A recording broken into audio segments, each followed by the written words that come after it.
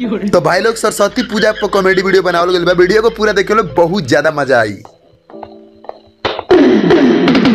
सर बीचवा महिला बिना जरूरी बा का उखाड़ लेबो। 5 के सरस्वती पूजा बा, चंदा मिली कि ना मिली? इस सरवा केरा कोई चंदा मांग के चालू करता। अरे चंदा मिली कि ना रे? आओ हवेली पे मिली। अरे सरवा टकला सुन ना रे, हमरे वो भी चंदा चाहिए। देखते हवेली पे आओ ना मिली। A few moments later. सरव तू हवेली पे पैसे दे रे। सरवा टकला सुन ते का कहता रे? बोल चलिए हमें चंदा निकालते हो अभी। सरवा ते कॉलर में हाथ लगाओ तारे। चंदा मिली कि ना मिली? ना मिली। का चंदा निकाल, जल्दी चंदा निकाल। अरे छोड़ ना रे कसवा। इस सरवा भरल तब में हमरा से चंदा मांगता। सरवा के 1 रुपया चंदा ना दे भाव। अबे जा, तारा पैसे से पूजा होई। अरे चुप रहो रे कसवा, 51 रुपया चंदा दे दियो। ई क्या कहता रे चाचा? ए सरव के 1 रुपया हम चंदा ना दे। अरे पूर्वा सरवा ते दिमाग खराब कर दे तुरंत मुंह आ दे। अरे कसवा छोड़ ना रे।